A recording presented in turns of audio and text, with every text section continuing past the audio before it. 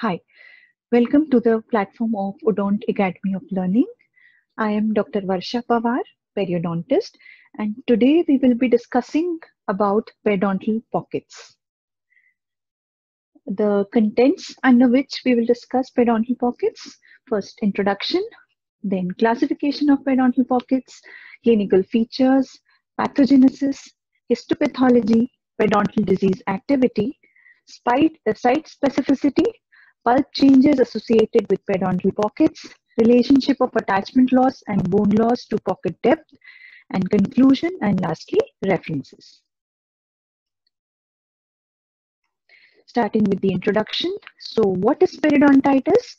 Periodontitis can be defined as an inflammatory disease of the supporting tissues of the teeth caused by specific microorganisms or maybe group of specific microorganisms, resulting in progressive destruction of the periodontal ligament and alveolar bone with pocket formation and recession, or both.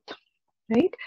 Now, pocket formation is the most important clinical and pathological change which is associated with any inflammatory gingival or periodontal disease.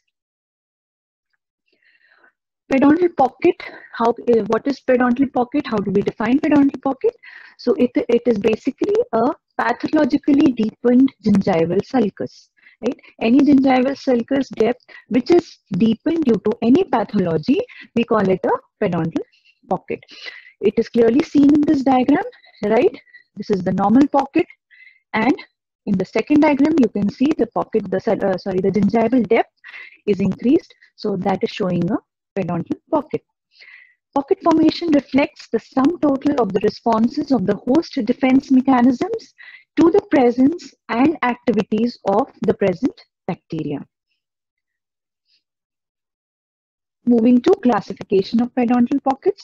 So how do we classify periodontal pockets? We classify them based on two types. First, gingival pocket, periodontal pocket. Gingival pocket, we also call it as pseudo pocket since it is a false pocket because it is formed by the enlargement of the gingiva without any actual destruction of the underlying periodontal tissues. As seen in the first diagram here, we can see that there is only the gingiva part which is inflamed. Otherwise, the periodontal support of the tooth is normal. But since the gingiva is inflamed, it's enlarged, thus there is a appearance of pocket. That's why we call it as a pseudo pocket. Second type is periodontal pocket. It occurs because of the destruction of the supporting periodontal tissues. As seen in the second diagram now, that we can see that there is destruction in the supporting periodontium, which is leading to actual pocket formation, thus a periodontal pocket. The second diagram is showing us a supragingival pocket. As you can see, the association with the alveolar bone. So the second diagram, it is supracrestal or supraalveolar since it is apical, it is not up to the alveolar bone. And in the third diagram, it is showing infracrestal or infrabony pocket since the depth of the base of the pocket is extending to the alveolar bone. As we discussed, suprabony and infrabony pocket. Suprabony pocket, we also call it supracrestal or supraalveolar. As the name suggests, the bottom of the pocket or the base of the pocket will be coronal to the underlying bone. That is why it is suprabony. The second type, intrabony, also known as infrabony, subcrestal or intraalveolar. Right? Since the base of the pocket is apical to the alveolar bone. Same in this diagram. The same diagram, it's more elaborated, showing in an individual tooth. So it is suprabony pocket in the first, and the second is showing the intrabony pocket or a type of spiral pocket. Right? The diagram is clearly showing the other classification of the pockets, that is 1 wall, 2 wall, and 3 wall. Right? Those type of pockets, it's been shown here. So simple pocket, complex pocket, and compound pocket. This is another classification according to which we classify the pockets.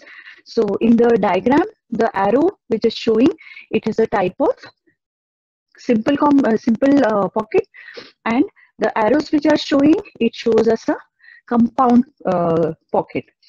Lastly, in the last diagram, it is showing a type of complex pocket, that is, it is extending from one surface and involving one of the furcation areas. So it gives a spiral appearance. So it is known as a complex pocket. Okay. So now coming to the differences, how can we make out the difference between supra-bony pocket and infra-bony pocket? Firstly, the base of the pocket. As we discussed, the name itself suggests that the base of the pocket, if it is coronal to the alveolar bone, it is known as supra, whereas in infra, the base of the pocket will be apical to the crest of alveolar bone. Second is pattern of bone destruction. The pattern of bone destruction for supra-bony pocket will be horizontal, whereas infra-bony pocket, it will be vertical. Then interproximally, the restored transseptal fibers are arranged horizontally, whereas infra-bony pocket, since the transseptal fibers, there is angular bone loss in infra-bony pocket, therefore the transseptal fibers will appear oblique, not horizontal. Fourth, the facial and lingual surfaces. So the pedial fibers, again, because the type of bone loss here is horizontal, so they will appear, the horizontal oblique course normally will appear, whereas in infra-bony pockets, they will show an angular pattern. According to the angular bone loss which is there, it will show an angular pattern. Now moving to the correlation of the clinical factors with the histological features of pedontal pocket. Okay, so first clinical feature of appearance of any pedontal pocket will be bluish red discoloration of marginal gingiva. Okay, if it's anywhere it's been asked what is the first clinical feature of pedontal pocket, the answer is bluish red discoloration of marginal gingiva. So when the clinically the marginal gingiva appears bluish red, the histopathological changes due to which this clinical feature appears is circulatory stagnation. Right? There is increase in the number of blood vessels, which is why the bluish red discoloration is appearing. Then flaccidity of the gingiva becomes more flaccid. Why? Because of the destruction of the pedontal fibers there along with the connective tissue. Then the gingiva appears more smooth and more shiny. Why? Because the atrophy of the epithelium there is starting. So there will be the surface of the gingiva will appear more smooth and shiny. And also edema is developing because of continuous pocket formation process. That's why it will appear smooth and shiny. Right? Then pitting on pressure. In the later features, clinical features, there is pitting which can be clearly seen. So why pitting? The pitting is always seen along with edema and also degenerative changes. The other clinical features, sometimes the gingiva may appear pink and very firm because of the histopathologic changes like the predominantly fibrotic changes which are occurring in the outer surface of the gingiva will appear pink and very firm. Thirdly, bleeding is elicited by gentle probing soft tissue wall of the pocket. When we probe with the help of dental probe, there is bleeding. Why this change? Because there is increased in the vascularity, then thinning and degeneration of the underlying epithelium, and proximity of these engorged vessels to the inner lining of the gingival sulcus. These changes, because of these changes, there is spontaneous bleeding which is seen. Then fourth, painful. It is very painful when explored with the help of a probe. In some patients, when we try to explore with a dental probe, the patient experiences pain. This is also because of the ulcerations which have started to develop in the inner lining of the pocket wall. Then pus may be expressed by applying digital pressure. Again, the reason is because of the suppuration which is produced by the inner wall epithelium due to the inflammatory cell accumulation there. So there is a pus release which can be released by applying digital pressure. Okay, moving to the pathogenesis of pocket. Pathogenesis will include what all the changes occurs in the periodontal pocket, which results in the formation of a periodontal pocket. So normally, when there are healthy conditions, what the main role of neutrophils, which is there, will show us how in normal conditions the neutrophils act, and when there is a pocket formation or any disease activity, how the neutrophils act. So in normal conditions, there is constant stream of neutrophils which are immigrating from the vessels of the gingival plexus, which is present there, through the gingival, through the junctional epithelium in the oral cavity. Then there is chemical gradient of these chemotactic agents, which is there across the normal gingival sulcus, the intact gingival epithelium, which is there to guide the neutrophils into the gingival sulcus. So there is presence of neutrophils, but because of this intact gingival epithelium, the gingival epithelium acts as a guide for the neutrophils, which will be transferred to the gingival sulcus in case of any disease activity. Then the transmigrating cells, they leave no trace of their passage and form the first line of defense around the teeth. Then the first event in pocket formation, this was the normal. Then in case that the pocket formation starts, what happens? There is laying down of gram-positive bacteria on the supragingival tooth surface. Right? Firstly, the presence of plaque or any local factor is necessary for the initiation of the pocket formation. So the gram-positive bacterial load increases, and its extension happens into the gingival sulcus. Then with the extension, what happens? There is detachment of the junctional epithelium. Junctional epithelium was there, which was acting as a barrier there. Now this will get detached from the tooth surface, and there will be a formation of a gingival pocket. There are four factors which are responsible to initiate this process.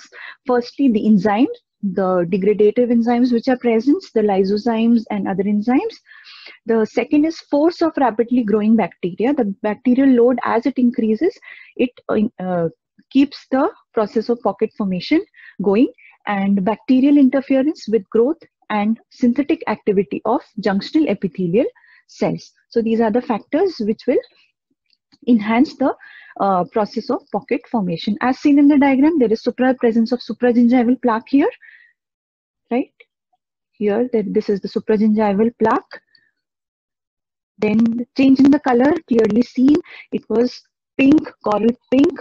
Now it has become red because of the bacterial activity, and there can be this is the dilated and engorged blood vessels which are seen. Next, now the number of the transmigrating migrating neutrophils will increase due to the increased concentration of these chemotactic factors. These factors which are responsible for the transmission of this of the neutrophils to the site of the disease activity increases. So these factors are responsible for it. The diagram is clearly showing the increased number of leukocytes, polymorphonuclear cells. So these are the chemotactic factors which are responsible for the migration of the neutrophils to the site. These chemotactic factors, what they do is they cause vasculitis. Then there is adherence of the neutrophils to the endothelial lining there, and migration into the connective tissue. So once the epithelium is ulcerated, these endothelial cells, leukocytes, neutrophils, they will enter into the connective tissue. Then passage through the junctional epithelium to form a variable thick layer over the subgingival plaque. Now once the supragingival plaque does initial ulceration and proliferation, now further when the junctional epithelium barrier is broken, there is formation of a thick layer over the subgingival plaque. Then this limit further extension of bacteria by the process of phagocytosis and killing of the bacteria because the body is responding to the increased bacterial load. Now, it may be inhibited in the above function by first, gummy polysaccharide coating of plaque, leukotoxins, and constant battle which is occurring at the neutrophil plaque interface. Now, the second event in the pocket formation, the stream of neutrophils, they become sufficiently large to disrupt the epithelial barrier, that is breaking the junctional epithelium, and create open communications between the pocket and underlying connective tissue. Further, the gradient of chemoattractants will be disrupted. The neutrophils will remain in the connective tissue and move rapidly. The connective tissue will become flooded with bacterial substances, and bacteria will now enter the connective tissue. As seen in the diagram, there is ulceration of the pocket epithelium, there is breach in the junctional epithelium, which was the barrier. Then the phagocytic action of neutrophils is seen in the connective tissue. The phagocytic action of macrophages is also seen in the connective tissue. Now, the active neutrophils, which were collected there, they release the lysosomal enzymes and collagenase and products of arachidonic acid metabolism. So these enzymes, they will increase, and because due to the increase of these enzymes, there will be sudden increase in the inflammation, and it will cause extensive damage to the epithelium and connective tissue. The neutrophils, they are basically responsible for tissue destruction, and lymphoid cells and macrophages, they dampen the destructive aspects of the lesion. Now, the same changes which we discussed earlier, according to Carenza, the same features are described as, firstly, there is increase in the bacterial load, that is bacterial challenge occurs, which will lead to the inflammation of the gingival tissue. Next, the cellular and inflammatory exudate will increase, which will further cause the degeneration of the connective tissue along with the degeneration of fibers. This will lead to the proliferation of the apical cells of the junctional epithelium. Once the junctional epithelium is breached, there will be proliferation of the cells, then invasion of the coronal end of the junctional epithelium by polymorphonucleocytes. Now, more than 60% of PMNs will lead to tissue losing its cohesiveness and detachment of the tooth. Once the PMNs is more than 60%, it will start causing the degenerative changes in the tissue. As seen in this diagram, there is so much increase in the number of neutrophils in the gingival sulcus, and the phagocytic action of the neutrophils increases simultaneously, and this is the pocket epithelium here. Now, the initial deepening of the periodontal pocket. So, between the epithelial and tooth, first the deepening, and then the intraepithelial cleavage will deepen. So, the degenerative changes at the base of the pocket are less severe initially. In the initial stage of the pocket formation, the degenerative changes will be less at the base of the pocket, and then the epithelium of the lateral form, bulbous cord-like extensions extend into the inflamed connective tissue. Then the leukocytes and edema from the inflamed connective tissue will infiltrate the epithelium there, which will cause further the degeneration and necrosis of the epithelium, thus leading to periodontal pocket formation. And since there is plaque retention there, the bacterial load will keep increasing. The process of pocket formation will be caused by this plaque retention. As seen in the diagram, there is bacterial accumulation in the gingival sulcus here, which leads to detachment and apical migration of the junctional epithelium here. Then the finger-like projections appears from the junctional epithelium. This process occurs in the process of initial deepening of periodontal pocket. Then occurs the degeneration of the fibroblasts and loosening of the collagen fibers, which is followed by the loss of their organized structure. So there is no significant changes in the deeper periodontal tissues. The fibers which are present deeper in the root, like the transeptal fibers, periosteum, and alveolar bone, these in these there is no significant changes in the initial deepening process. The junctional epithelium, composed of several layers of flattened epithelial cells, terminate at the CAJ or cementum apically. So they are not very deep. No proliferation of retiridges except near the bottom of the crevice. The coronal portion of the junctional epithelium is chipped off. Since there are changes occurring only in the coronal portion, thus the junctional epithelium appears chipped off. The epithelial cells, in the epithelial cells, the degenerative changes occurs, thus leading to the desquamation of the epithelium there. Now, what happens in the established lesion? Once the lesion is established, already the process of pocket formation has started. What happens then? Then there is obviously the considerable amount of bacterial plaque. The bacterial plaque is there. The bacterial load is continuously increasing. Thus, it will lead to massive accumulation of the plasma cells at the site.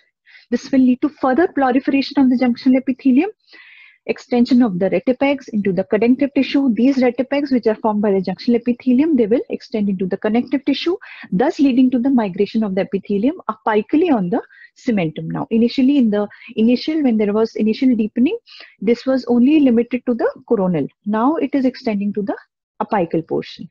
This will lead to detachment of the junctional epithelium and formation of the early pocket. As seen in the diagram, there is increase in the supragingival plaque and bacterial load increase, which will lead to the increase in the number of bacteria and plaque in the periodontal pocket area, as it is involving the subgingival pocket also. This will lead to further finger-like projections of the junctional epithelium extending into the connective tissue. Now, in advanced lesion, already the initial deepening has taken place. Now the lesion is in advanced stage. So again, due to the large amounts of supra as well as subgingival plaque, the inflammatory changes, they extend into the bone now. It was limited to the cementum earlier. Now it will extend into the alveolar bone and the periodontal ligaments which are present there, extending up to the transeptal fibers also, which are present in the apical area, associated with obvious pocket formation, right? Once it's extending into the alveolar bone as well as the transeptal fibers there, so there is obvious pocket formation. This leads to massive infiltration of the plasma cells, the loss of the transeptal fibers also, along with other periodontal ligaments. There is significant amount of bone loss, which can be associated with or without the presence of activated osteoclasts and fibrosis of the marrow spaces in that area. Now, proliferation of the junctional epithelium laterally is followed by its migration apically on the cementum. So same way, since there's so many changes are taking place in the pocket epithelium, the junctional epithelium will also be degenerated accordingly. There is thinning of the pocket epithelium which is occurring there, especially in the interridge areas where the inflammation, the inflamed connective tissue is protruding, which will be further followed by the ulceration of the epithelium there, thus leading to the ulcerated epithelium. So these were the pathogenesis of how the periodontal pockets, the changes occurs. Now moving to histopathology of periodontal pocket.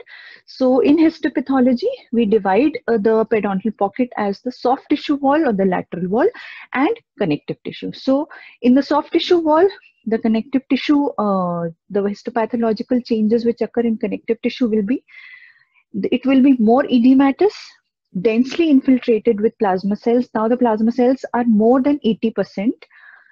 Then there are also a numerous number of lymphocytes and a scattering of polymorphonucleosides which is seen. In the changes in blood vessels, there will be increase in the number of blood vessels. They will appear more dilated and they will be engorged, thus causing bleeding. The varying degrees of degenerative changes of connective tissue, it can be under microscope, it can be seen as a single or multiple necrotic foci. This is the microscopic picture which is seen of the soft tissue wall.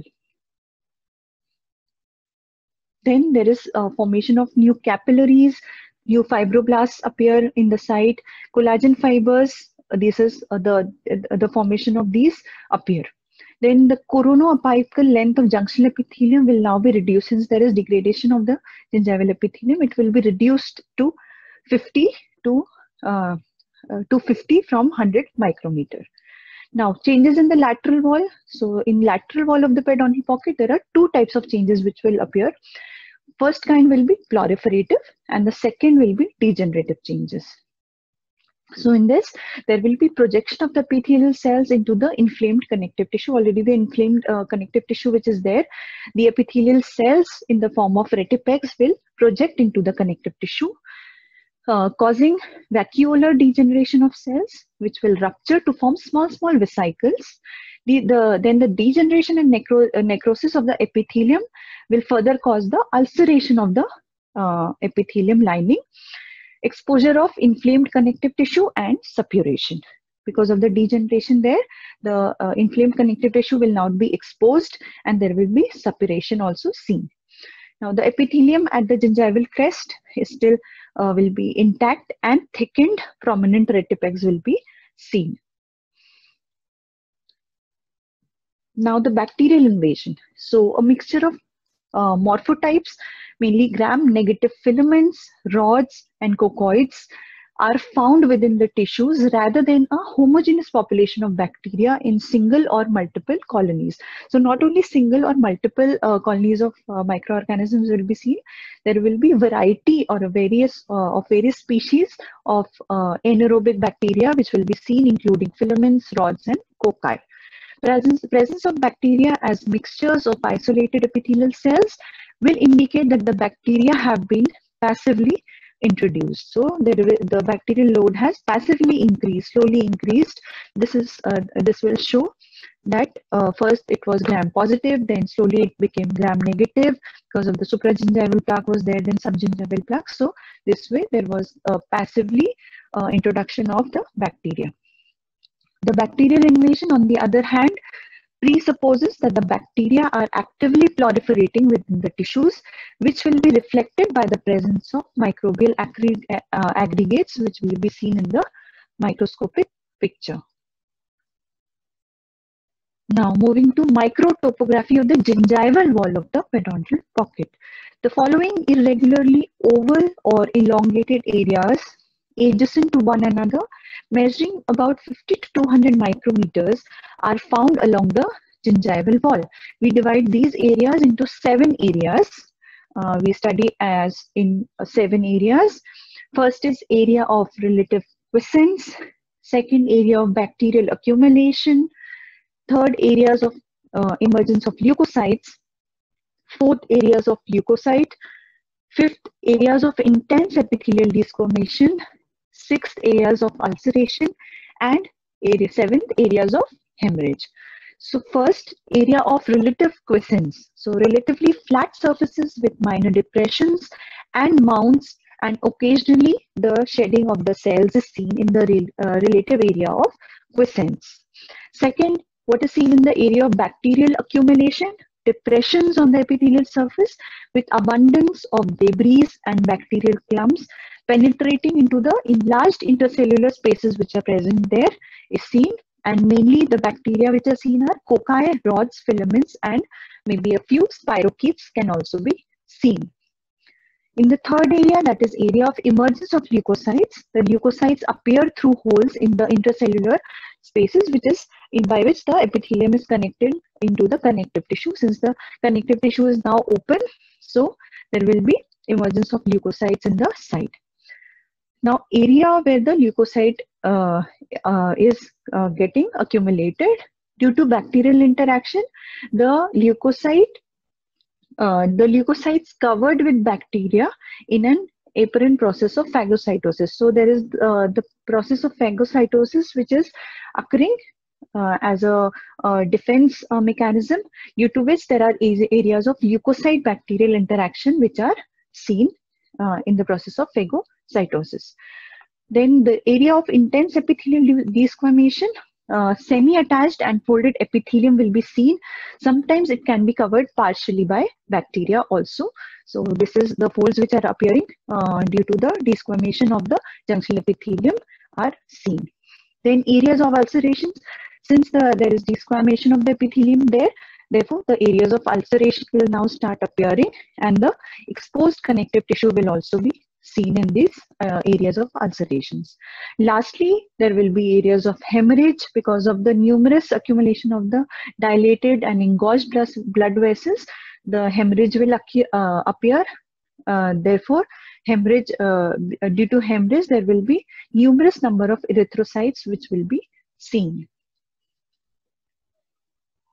Okay, moving next, periodontal pockets as healing lesions. So periodontal pockets are basically chronic inflammatory lesions which are constantly undergoing repair. The complete healing does not occur because of the persistence of the bacterial attack. Since the bacteria load is continuously increasing, it is there. So the complete healing of any periodontal pocket will not occur. This continues to stimulate an inflammatory response, causing degeneration of the new tissue elements which is formed in the process of the repair, because the body will try to repair the lesion. So in that, because of this inflammatory response, the degeneration of the newly formed tissues which has occurred, they will also appear. The condition of the soft tissue wall of the periodontal pocket results from the interplay of the destruction and the construction which is taking place in the tissues there. Now, predomination of inflammatory fluid and cellular exudate will lead to the pocket appearing bluish red, soft, spongy, friable with a smooth, shiny surface and a edematous pocket wall. Because of these inflammatory fluids and the exudate which is produced, the pocket wall will appear now soft, spongy and bluish red. The relative predominance of newly formed connective tissue cells and fibers and the pocket wall is firm and pink. That means it is showing the fibrotic pocket wall. Because of the increase in the number of fibers there, it will appear more firm and pink. Most severe degenerative changes occur adjacent to the tooth surface and subgingival plaque. Since the subgingival plaque has more amount of bacterial load, which is formed by the spirochetes and the anaerobic bacteria, cocci and rods and filaments, therefore there will be more degeneration occurring in the tooth surface, which is there in the subgingival plaque area. Now moving to contents of the pocket. What all are the contents which are present in the pocket wall? So first, debris. These debris could be comprising of microorganisms. There is a load of bacteria there. The other debris could be due to the enzymes which are produced, the endotoxins which are produced, the metabolic products of microorganisms which is produced. The debris could be consisting of all of these. Then the second, there is increase in the gingival fluid. The third is food remnants. Sometimes the food gets accumulated there, which is left there because of the formation of pocket. So there can be food remnants also in the pocket. The salivary mucin, which is released by saliva.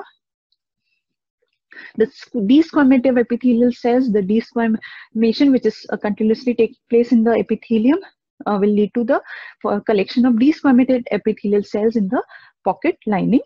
Then there is obviously leukocytes, the plaque covered with covered calculus which can be present there. Then the purulent exudate could be there, which would consist of living, degenerated and necrotic leukocytes, the living and the dead bacteria, serum and scanty amount of fibrin. What is the significance of pus formation in periodontal pocket? So pus is a very common feature in periodontal disease, but it is not a main feature of periodontal pocket. It is only a secondary sign. It appears in the later stages of pocket formation, and it will reflect the nature of the inflammatory changes which is occurring in the periodontal pocket. As we discussed earlier, the pocket wall can be appearing edematous, due to which it will appear more shiny and smooth, or it can appear more fibrotic and pink. So the nature of the inflammatory changes which are taking place in the pocket wall will be shown whether there is pus formation or not. Now the root surface wall. So with the deepening of the periodontal pocket, the collagen fibers embedded in the cementum will be now destroyed. As we discussed, that even in the advanced stages, the apical fibers, which are the transeptal fibers, are even destroyed, and cementum will become exposed now to the oral cavity. This will lead to what? The bacterial penetration into the cementum. Since now the cementum is exposed, now the bacteria can be getting penetrated into the cementum, and it can be found as deep as the cemento-enamel junction, and it can also enter the dentinal tubules. This penetration and growth of bacteria will lead to the fragmentation and breakdown of cementum surface, which will result in the area of necrotic cementum and separation from the tooth by the masses of the bacteria which are present there. So these are the changes which are now occurring on the root surface wall of periodontal pocket. Clinically, the softening of the cementum is seen usually, which is asymptomatic. So no symptoms with just the softening of the cementum. Then reservoir for reinfection of the treatment, and it needs to be removed by root planing until a hard, smooth surface is reached. That's why whenever we are doing the treatment of periodontal pocket, we say that a proper root planing is very important until we get a hard and smooth surface for good healing of periodontal pocket. Now, decalcification and remineralization of cementum. So mineralization. This is a result of exchange with the saliva on exposure to the oral cavity. Since the cementum is getting exposed to the oral cavity, the saliva will cause some amount of mineralization of the cementum. The minerals increased will include calcium, magnesium, phosphorus, and fluoride. So these four minerals, calcium, magnesium, phosphorus, and fluoride, will be responsible for the mineralization, some amount of mineralization which is occurring on the surface of cementum. Now, decalcification. This is related to root caries. Once the cementum is exposed to the oral cavity, it is bound to undergo some amount of carious activity.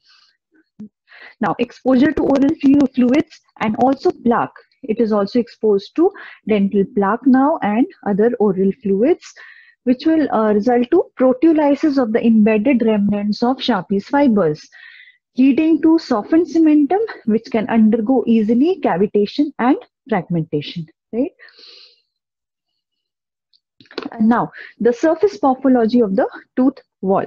So, there are 5 zones under which we study the surface morphology of the tooth wall.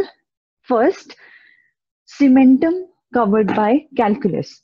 So what happens in the tooth wall? First area zones, a zone which can be seen is the cementum, which is covered by calculus. The second zone is attached plaque, which covers calculus and extends apically from it to about 100 to 150 micrometers. Third is the zone of unattached plaque. It is easily seen in this diagram. First is this calculus area, then the attached plaque area. The third zone is the unattached plaque area, which surrounds the attached plaque and extends more apically to it.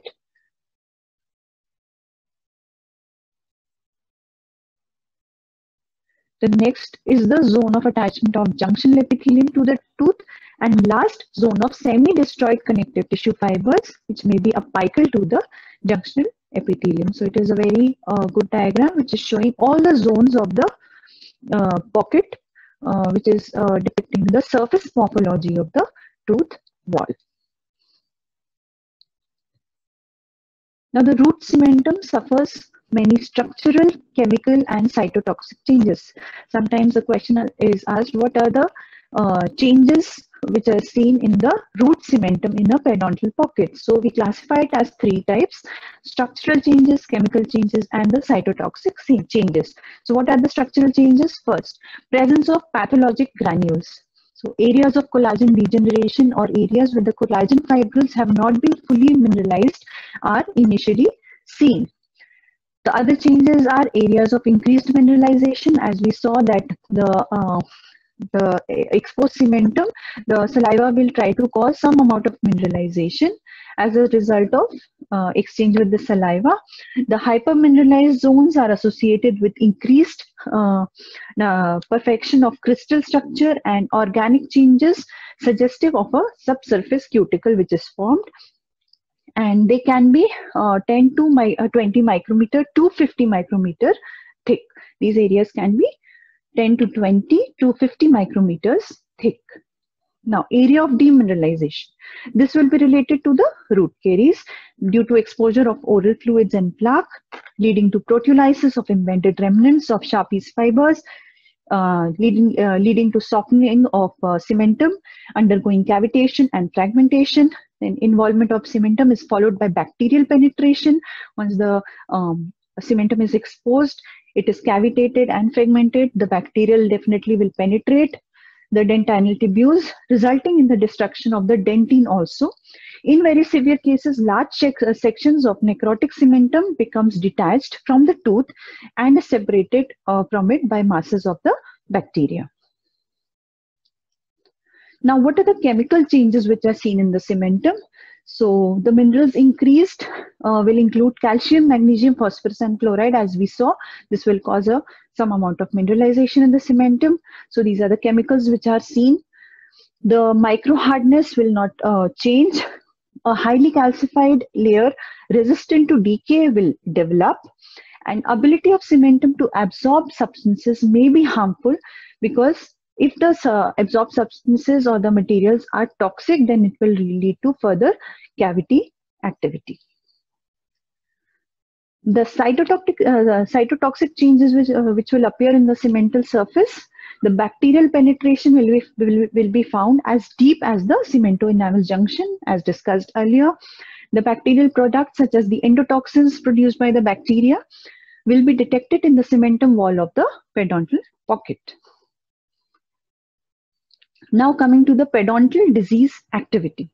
The major stumbling block to a better understanding of the etiology and development of clinically useful diagnostic tests remain the lack of an absolute criteria of disease activity. That means there is no absolute criteria of how the disease activity is occurring. It is not persistent.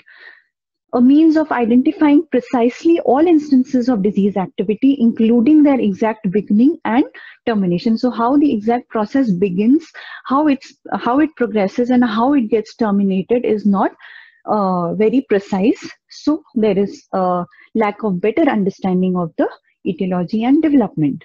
Now, traditionally, gingivitis has been considered to be an early form of periodontitis. That means gingivitis will develop into periodontitis with the passage of time and when left untreated. If gingivitis is not treated and with the passage of time, it will progress to destructive periodontitis.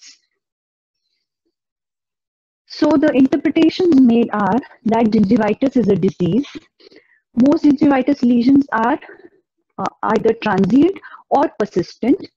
If it is persistent, then it can further progress to causing periodontitis.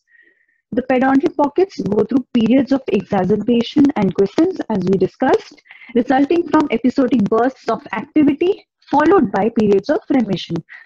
So sometimes there is episodic burst in the activity of the enzymes and the cells, which is followed by some period of remission. So there is this stoppage in the sudden burst of the activity there. The periods of quiescence, there is inflammatory response in the period of quiescence. There is bone loss, sudden bone loss, and connective tissue attachment. Then a buildup of unattached plaque with its gram-negative, motile, and anaerobic bacteria starts a period of exacerbation. So in the unattached plaque, there is increase in the number of gram-negative bacteria which is occurring, which will start this period of exacerbation, in which the bone and the connective tissue attachment loss is seen, and the pocket deepening is also seen due to this. Then clinically, The active periods, in the active periods, there is sudden bleeding which can be spontaneous or caused by dental probing, and the GCF flow will also increase in the active period. Then histologically, what happens in the active period?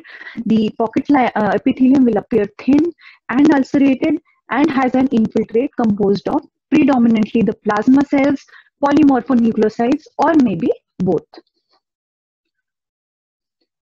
Okay, now coming to the site specificity of periodontal disease activity. So periodontal destruction will not occur in the same manner in all the parts of the mouth at the same time, but rather it will occur more on few teeth at a time and some surface of the tooth at a time. This is known as site specificity of periodontal disease.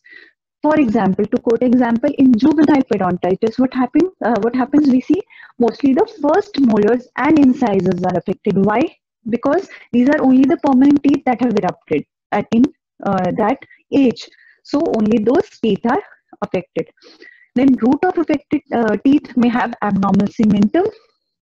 This is one of the reasons. Genko et al. They have quoted that levels of serum antibody are produced in sufficiently high concentration to prevent the spread of the disease. Then these are the some of the models which have been proposed by various scientists like Socransky, Hafaji, Goodson, Linde, and Goldberg, which is the representation of different possible modes of progression of how chronic destruction occurs in periodontal disease. So in this diagram, we can see that there is linear progression. What is linear progression? That some sites, these sites are showing progressive loss of attachment over a period of time. So with time, there is progressive loss. This is increasing. Whereas others will show no destruction at all. Here we can see there is no destruction at all over time. The time of onset and the extent of destruction will vary among the sites itself. The other model is a random burst model. In random burst model, what we see, the activity will occur at any site very randomly. Some sites will show no activity at all, whereas others will show several bursts of activities. As we can see here, there's a sudden burst of activity here seen, and the cumulative extent of destruction will vary among sites. The third model is asynchronous multiple burst model. So here what will happen is several sites will show burst of activity over a finite period. In the same period of time, there are certain sites which are showing sudden activity, which is followed again by prolonged period of inactivity. So the majority of the disease activity takes place within a few years of this individual lifetime. Now, these were the models which were showing how the disease activities can take place. Now moving to pulpal changes associated with periodontal pocket. How does the pulp changes? So involvement of the pulp in any periodontal disease activity will occur either through apical foramen or lateral canals. There are only two ways of communication, the apical foramen or the lateral canals which are present there. The pulp will be involved in these two paths. After infection will spread from the pocket to through the periodontal ligaments. So there are two pathways, the apical foramen or the lateral canals. Now, what is the relationship of attachment and bone loss to periodontal pocket depth? The severity of the attachment loss is generally, but not always correlated to the depth of the pocket. We cannot define that, okay, the pocket is very deep, so there is huge loss of attachment. There is no correlation between them. The degree of attachment loss will depend upon the location of the base of the pocket on the root surface, where the base of the pocket is located. The pocket depth is the distance between the base of the pocket and the crest of the gingival margin. So we measure the pocket depth as the distance between the gingival margin and the base of the pocket, which we measure with the help of a dental probe.